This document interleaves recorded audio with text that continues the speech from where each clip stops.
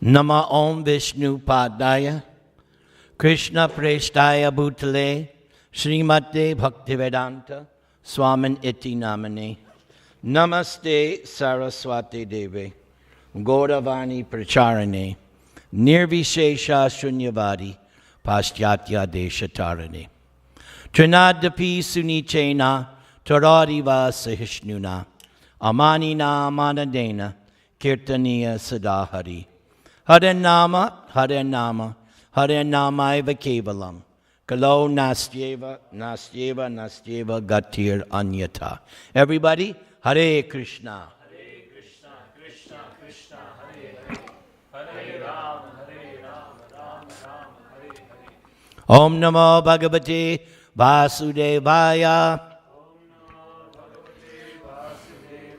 Om Namo Bhagavate Vasudevaya. Om Namo Bhagavate Vasudevaya. At the request of Harini and Jairam Paramesh, we are going to now hear a summary of the story of Tulasī Devi, which is why I sang that song. Narada Muni asked Lord Narayan, how did the pure chaste Tulasī become his wife? Lord Narayan then related the following account. So this narration is from the Puranas. Vrishadvaja was so fanatically devoted to Lord Shiva that he did not revere Lord Narayan. Everybody say that holy name? Narayan. Goddess Lakshmi, or any of the demigods, yet out of fear of Lord Shiva, the demigods did not curse Vrishadvaja. Surya, however, no longer able to restrain his wrath, cursed Vrishadvaja that he would now lose his wealth and prosperity. But when Lord Shiva heard about this curse, Lord Shiva became angry. Seizing his trident, he ran after the sun god.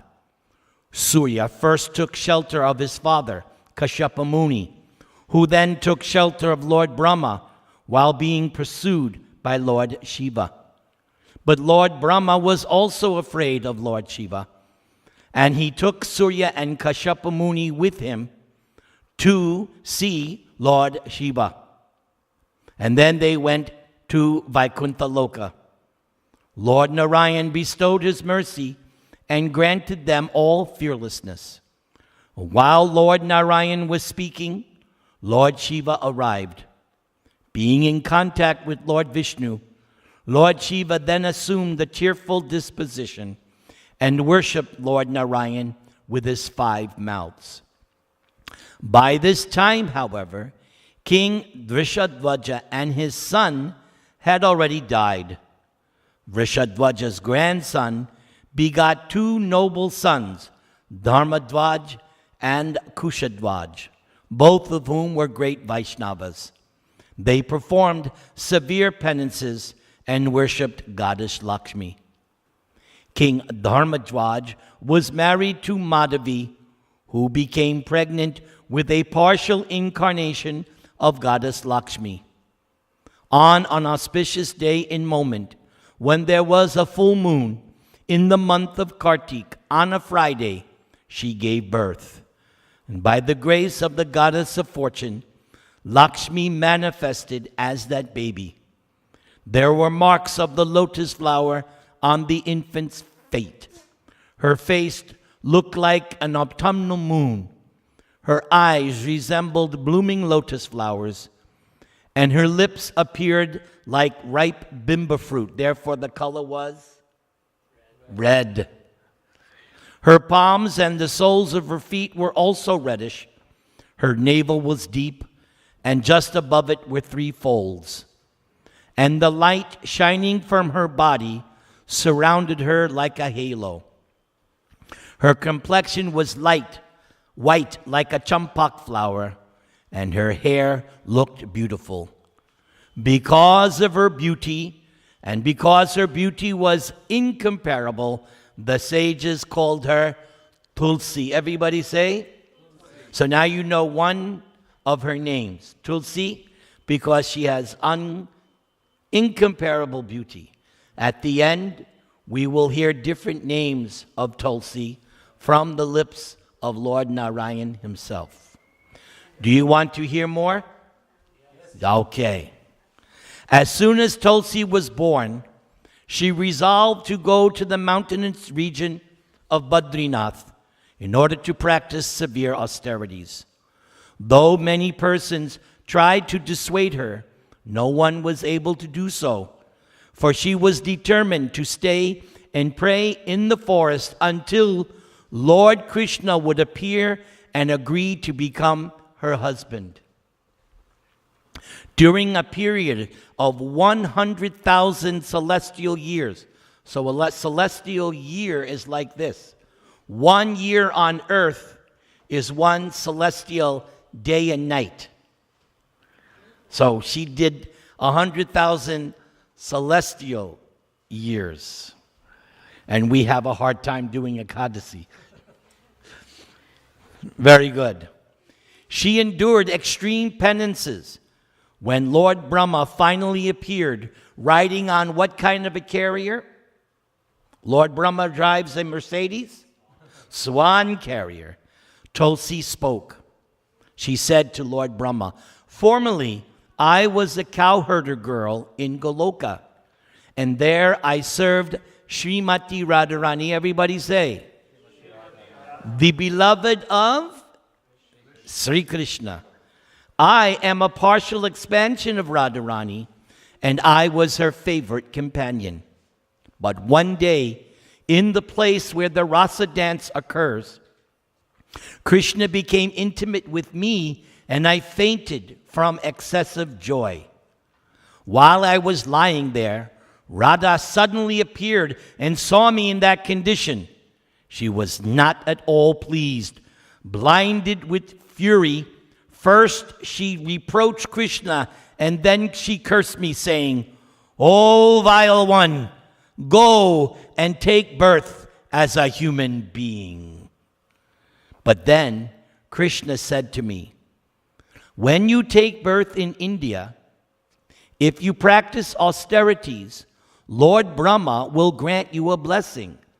He will arrange for you to marry my expansion as four-armed Narayan." Everybody say? Narayan. "Who is my very self." Then Krishna disappeared. And so out of fear of Radharani, I left Goloka and was born on this earth. So, dear Lord Brahma, please grant me that boon.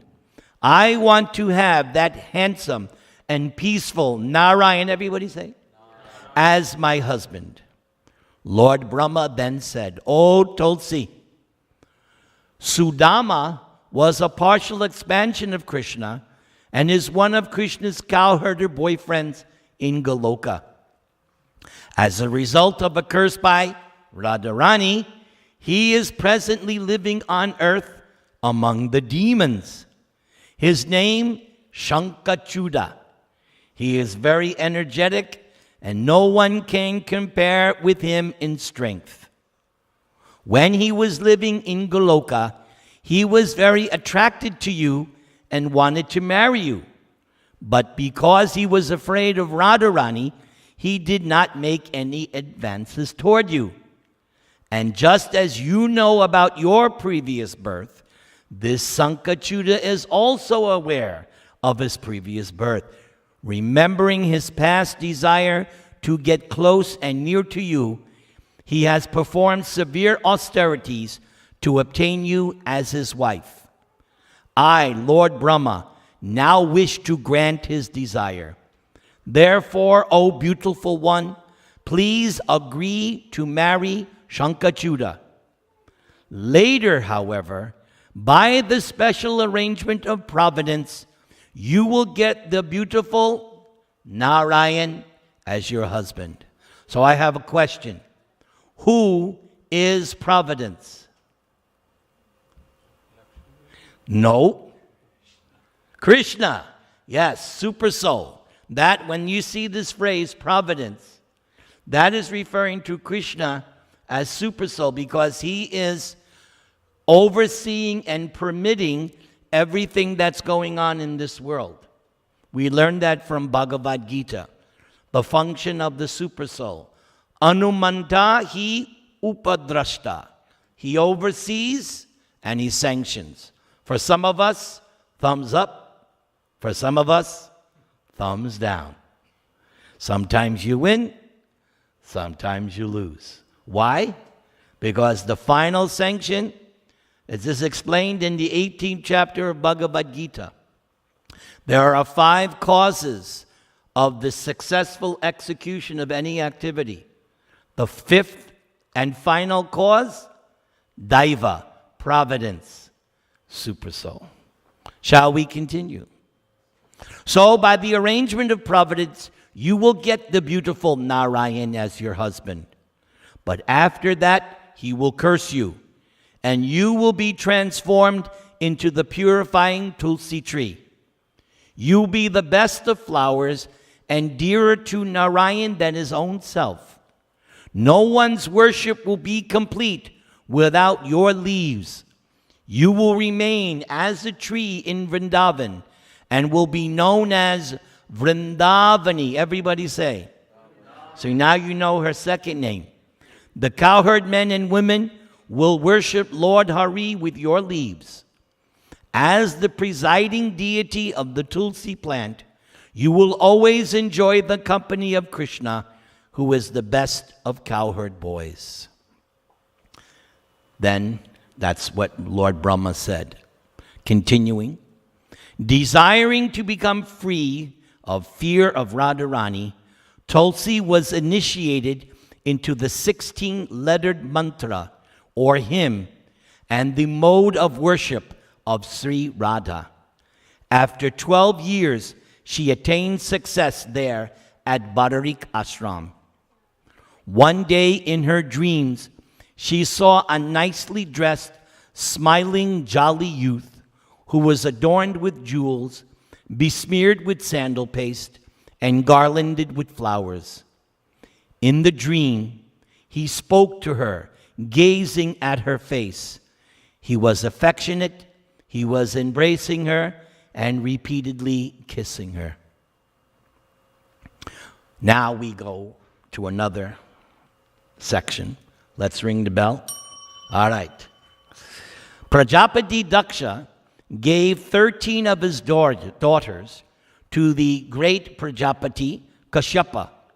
One of them, Danu, gave birth to Viprachiti. His son, Damba, went to the Pushkar forest and performed severe austerities for 100,000 years in order to get a son. While uttering the Krishna mantra, an intolerable effulgence shot out from Damba's head, and it spread in all directions. It was so hot that all the demigods, sages, and manus were scorched. With Indra leading them, they all sought shelter of Lord Brahma, who then led them to Lord Vishnu. And Lord Vishnu encouraged and pacified them.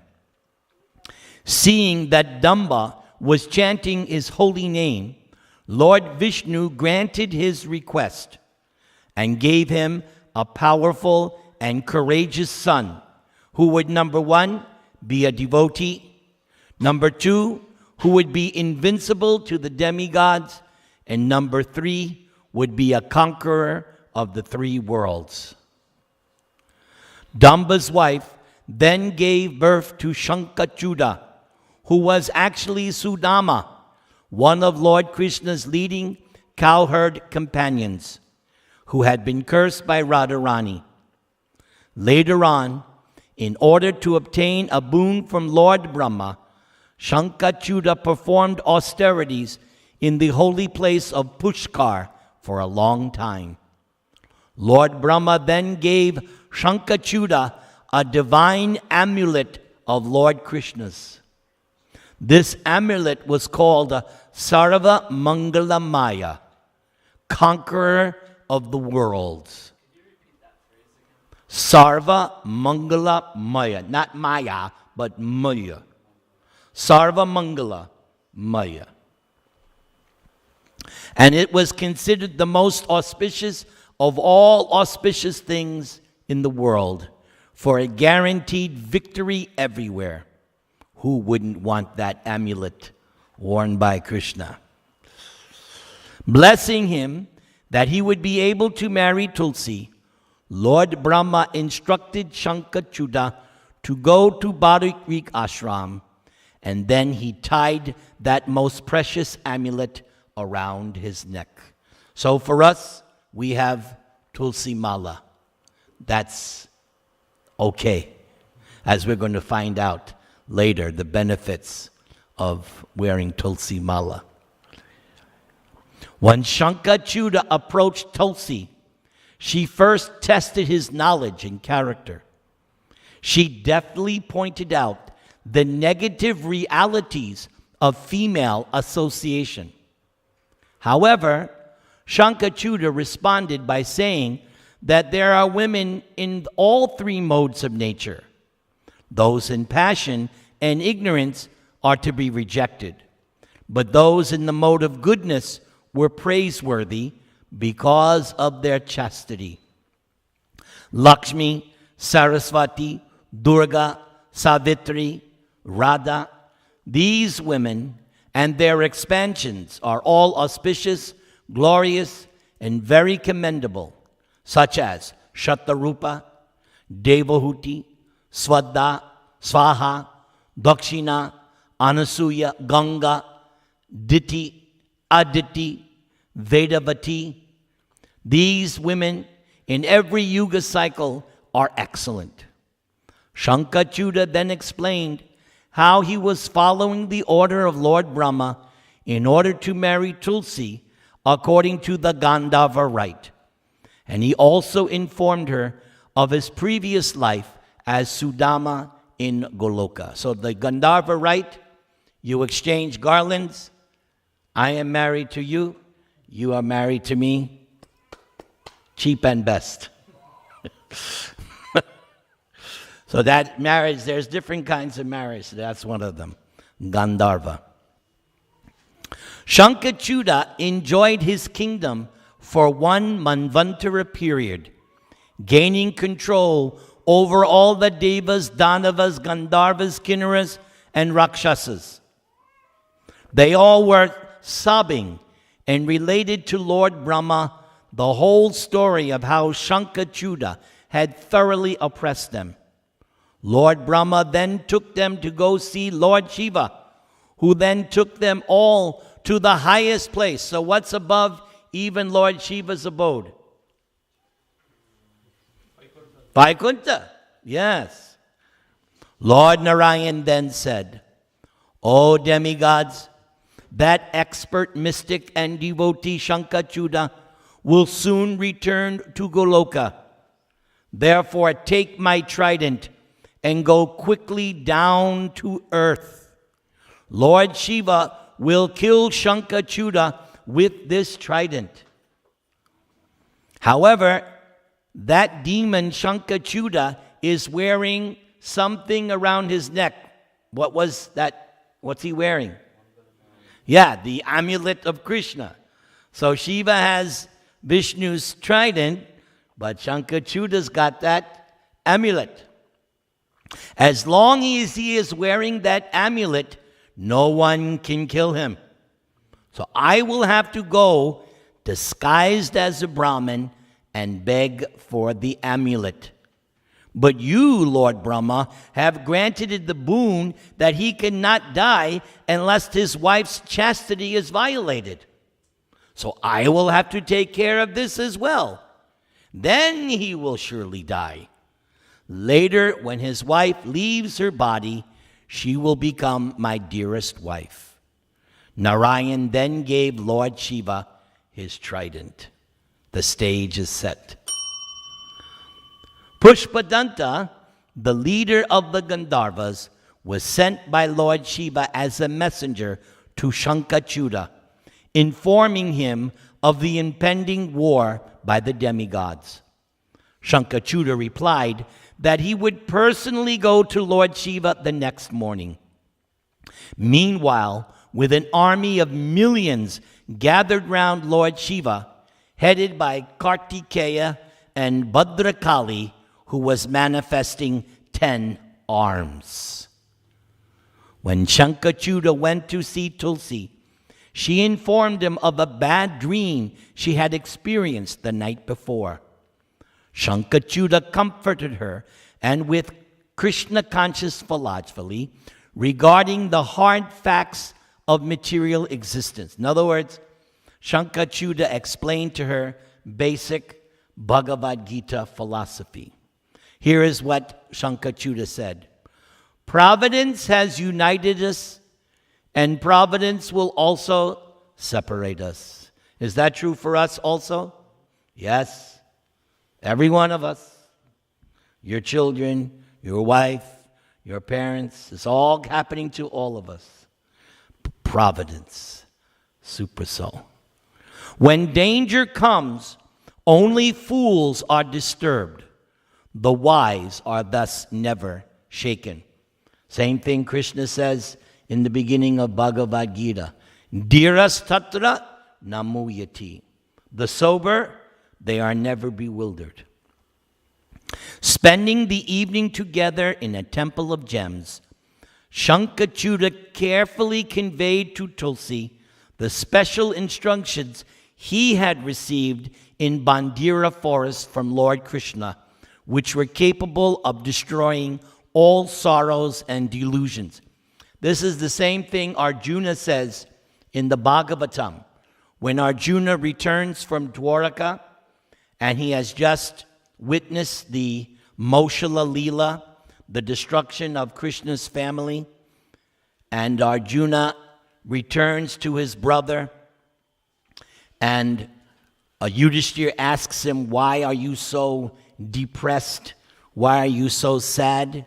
So after saying many things, Arjuna said, but now I'm remembering what Krishna told me on the battle of Kurukshetra. What's that known? What did Krishna tell Arjuna? What book? Bhagavad Gita. So Arjuna says, now all the trash in my mind is gone as soon as I remember the instructions of Bhagavad Gita. Because Arjuna said that Bhagavad Gita is capable, just like this, destroying all sorrows and delusions. So therefore, how often should we read Bhagavad Gita? Once a year? Every day. Not just Gita Jayanti. Every day we should be reading Bhagavad Gita. Upon receiving the instructions of Shankachuta, Tulasī's joy knew no bounds, for she realized that everything in this world is but temporary. Shankachuta emerged from the pavilion, riding on a fine chariot, and departed for the camp of Lord Shiva, remembering. Who would Shankachuta remember as he's going to fight Lord Shiva? Who do you think he's going to think about? Who? His wife? Lord Hari. You're forgetting who he is. Who is he really? Sudama. He is a cowherd boy. I'm not going to think of his wife. He's not an American. He's going to think of Krishna. Right. Not Brahma. Brahma gave him the benediction. Goodbye, Brahma. Right? Now he's going to think of Krishna. Lord Shiva was sitting in yogic meditation at the root of a fig tree, and he was as bright as 1,000,000 suns. He was smiling and had 5 faces. Each face had 3 eyes. Lord Shiva spoke many things, trying to convince Shankachuta through philosophy not to wage war. Finally, Lord Shiva said, I am called Mrityunjay. Everybody say? And by my knowledge, I have conquered death. Shankachuta countered Lord Shiva's arguments And Lord Shiva responded adequately back. Finally, Lord Shambhu said, "There is no point in continuing this useless talk." Yes, like our politicians. Each side argues back and forth, nothing gets done. So the same way, Shankachuda's saying this, Shiva's saying this, back and forth. Shiva says, "There's no point. This is all useless.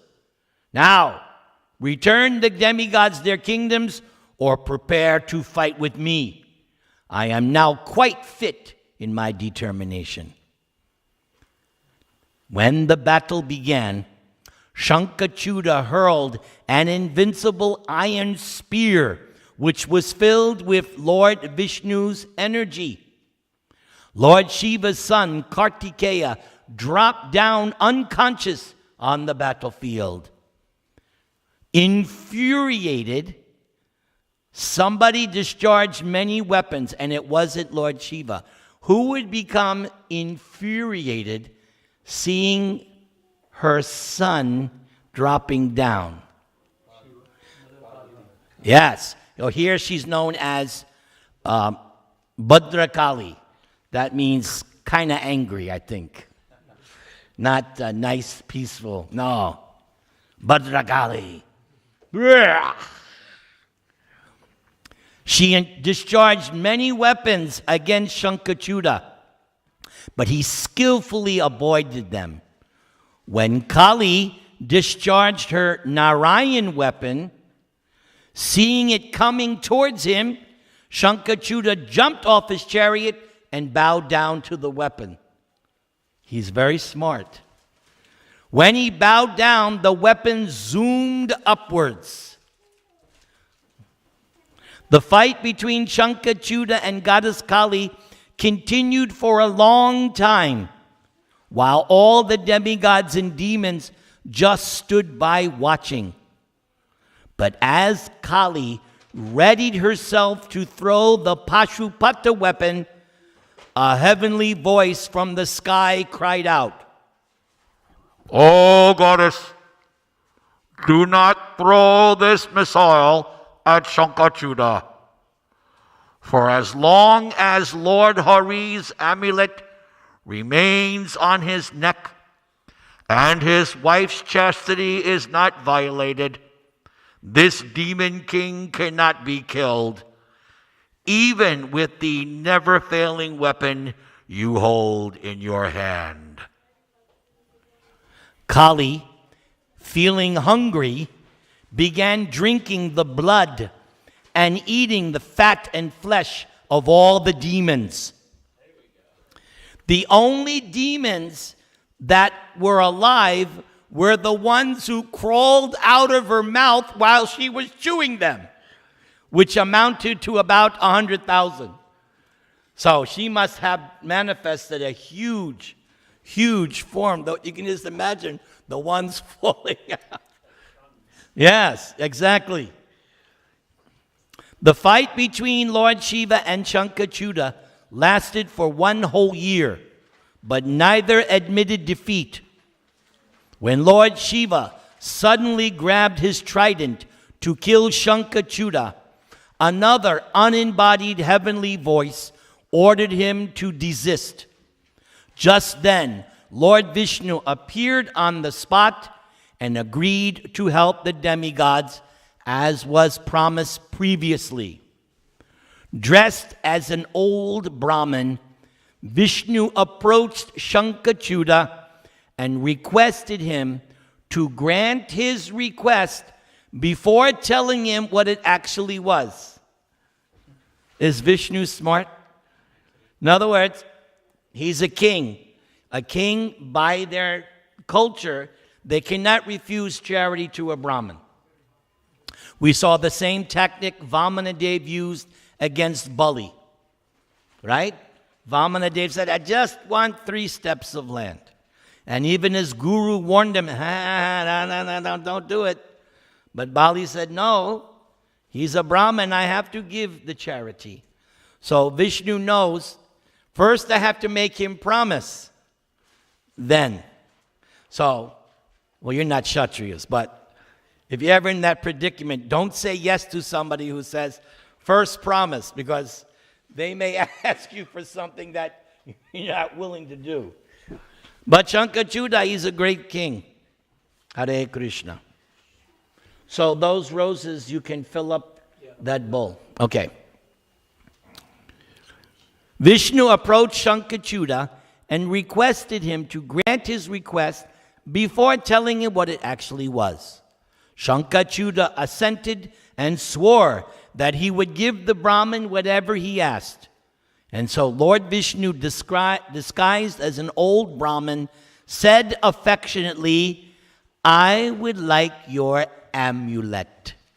And who gave him that amulet? Brahma. But it was actually whose amulet? Krishna's. It was Krishna's amulet. Very good. You're really paying attention. You get an extra ding. Very good. Okay.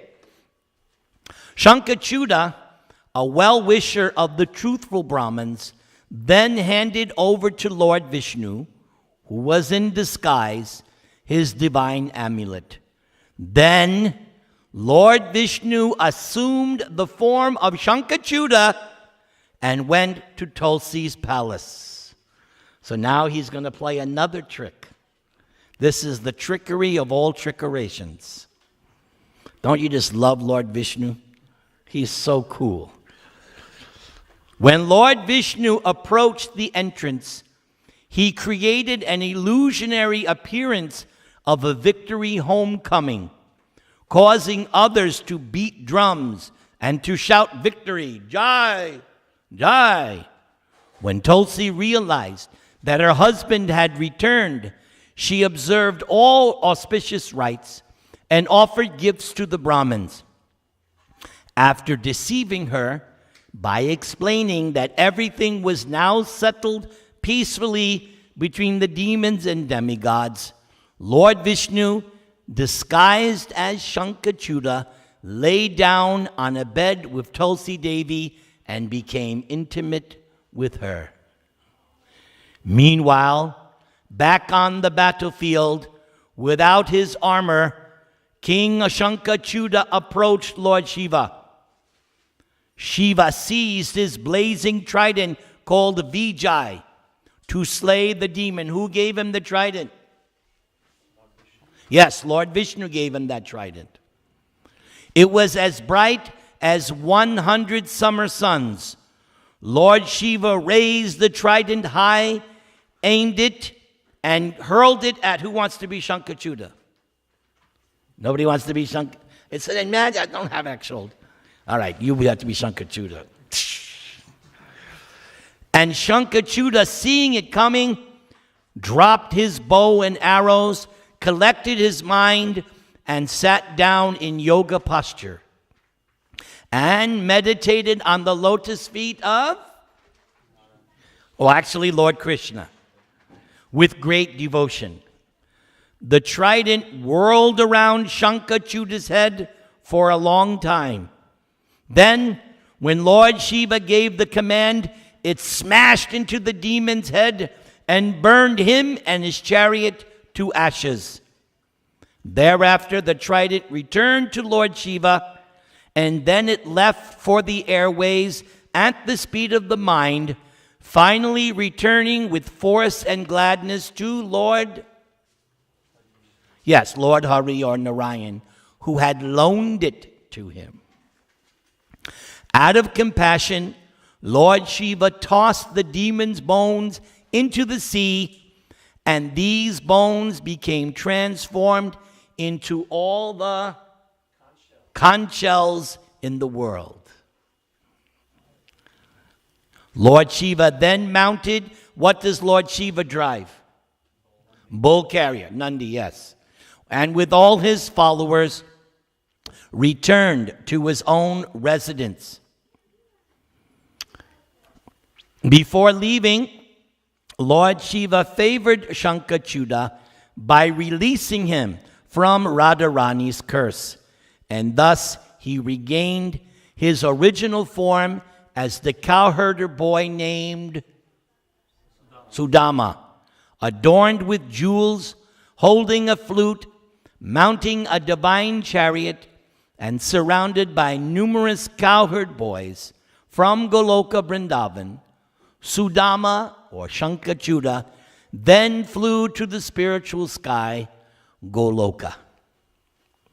Meanwhile, back at the palace, Tulsi Devi was still lying on the bed with who she thought was her husband, but it was actually who?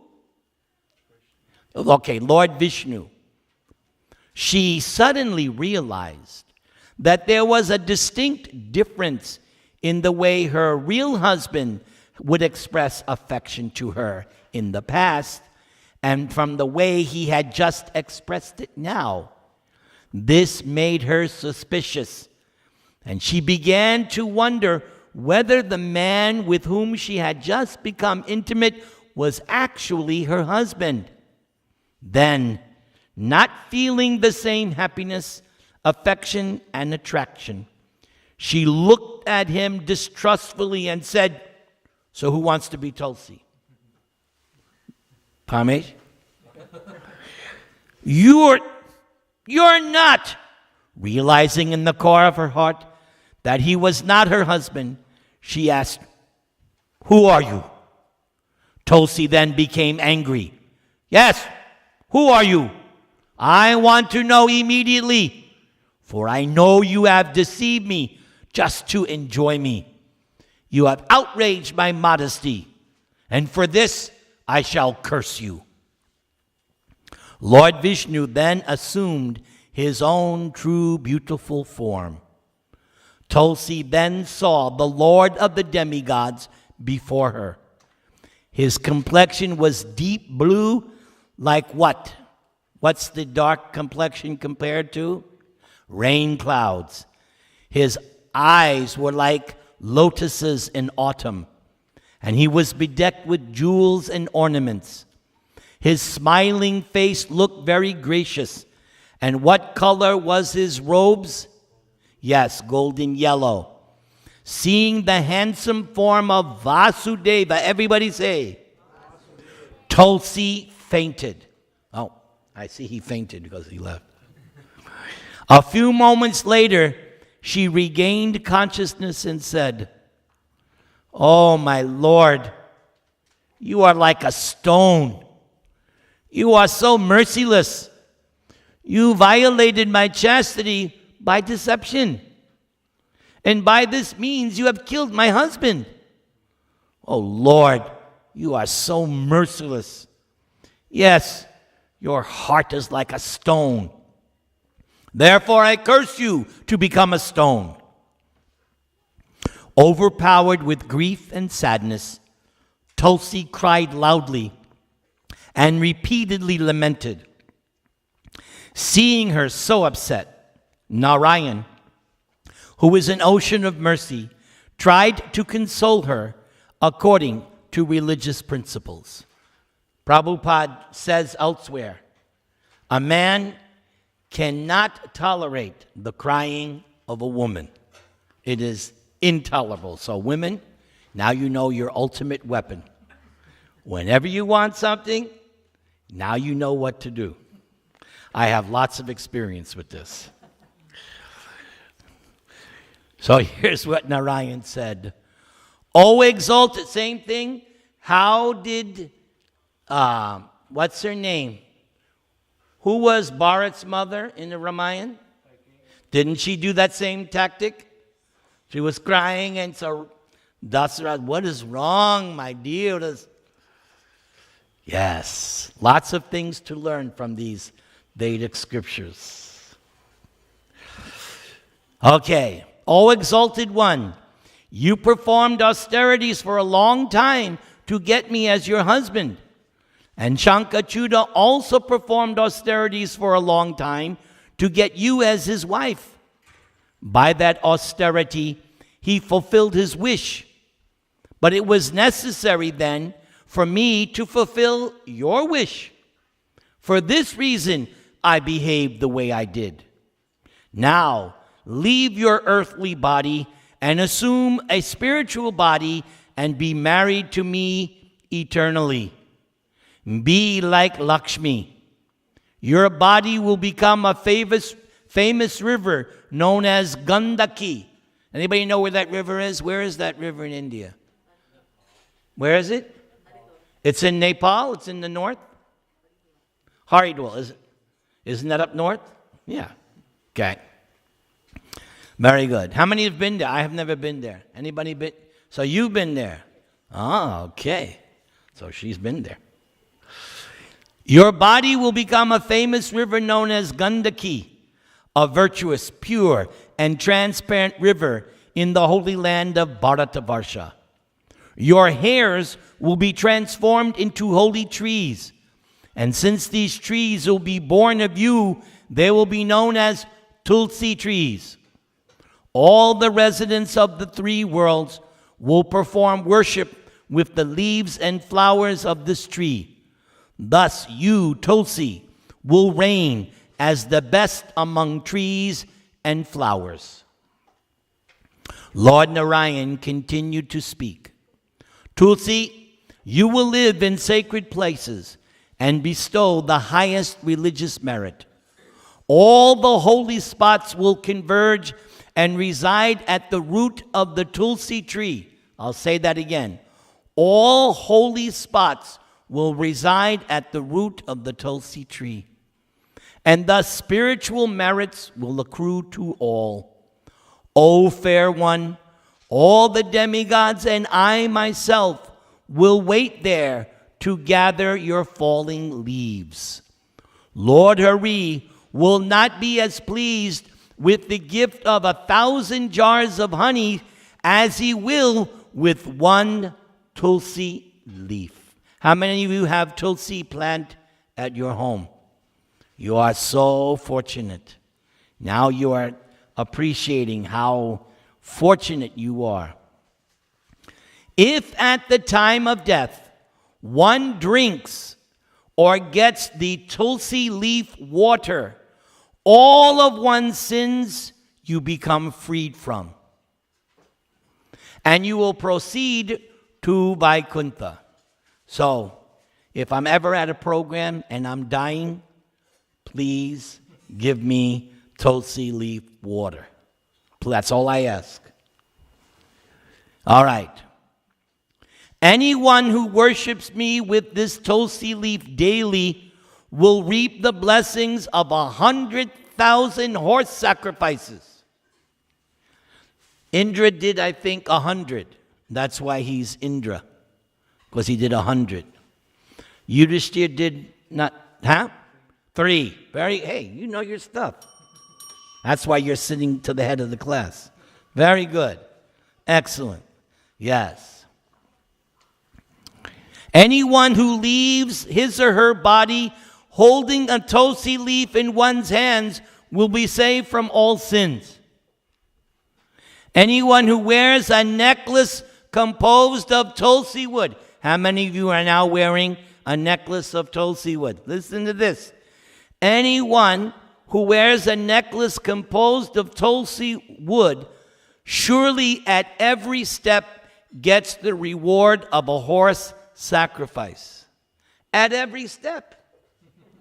Should we ever take it off? No.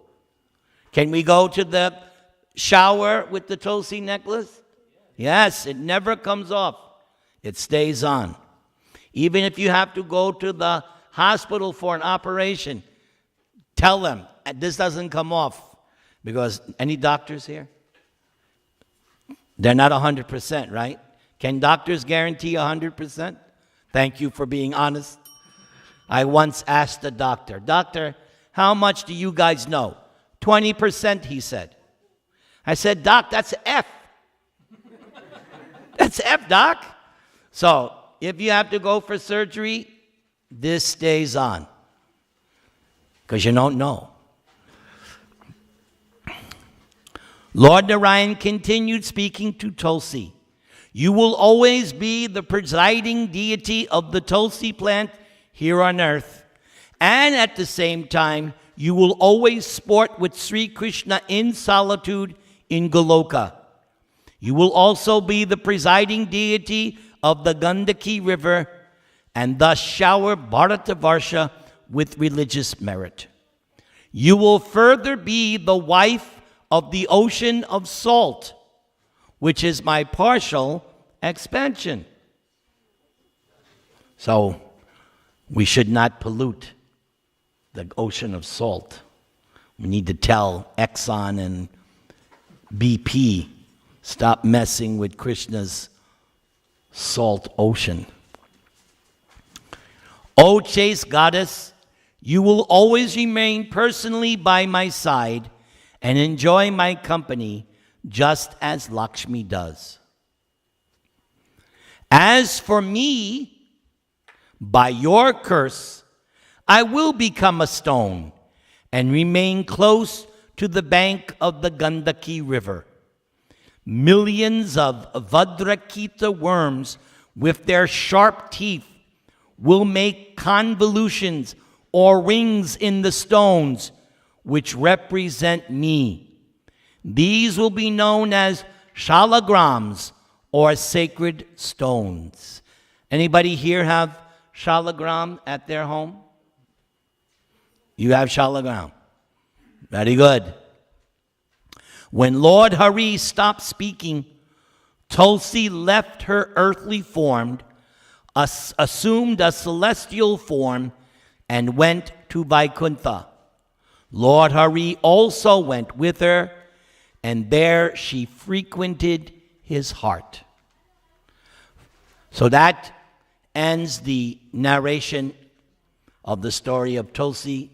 Shankachuta went back, Tulsi went back, the Lord became the shalagram.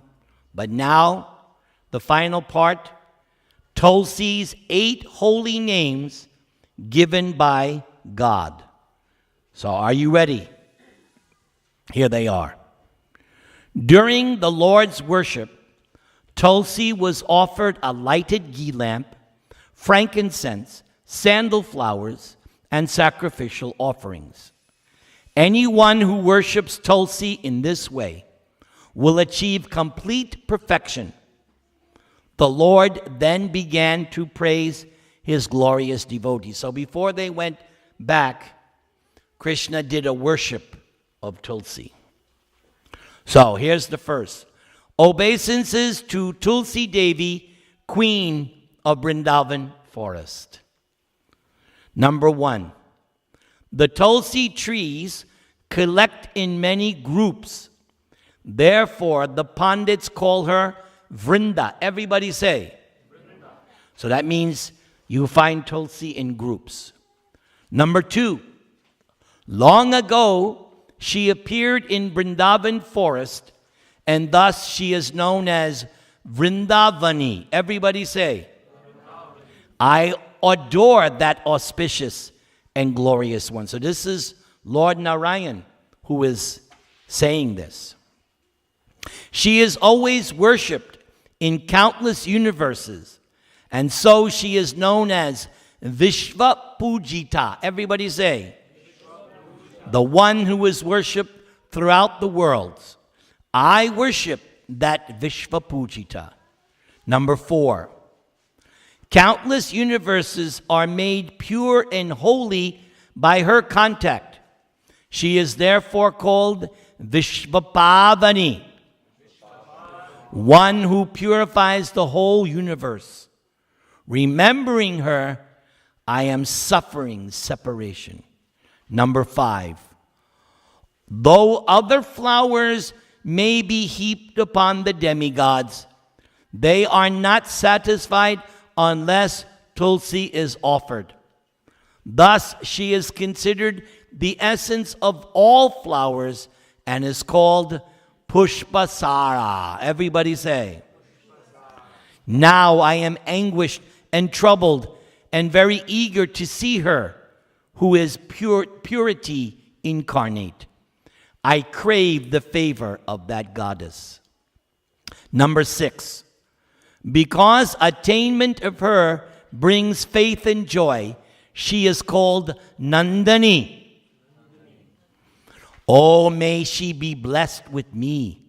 Number 7, in the whole world, she is incomparable Thus she is called Tulasī. Everybody say, I take refuge of that dear Tulasī. And finally, number 8. Very chaste and dear, she is the life of Sri Krishna. And so she is known as Krishna Jivani. Oh, may that goddess save my life. Everybody chant the Mahamantra.